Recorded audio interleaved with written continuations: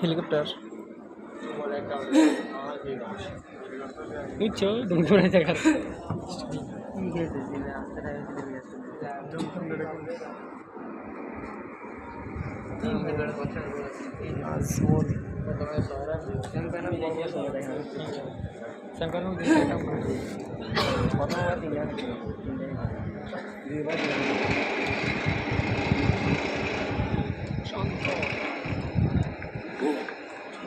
আদিল রশিদের লাগানো এর আগে দেখতে থাকে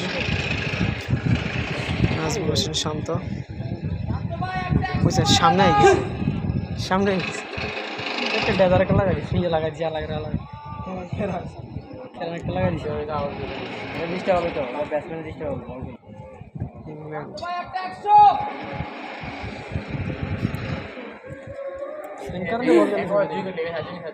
ও মাই গড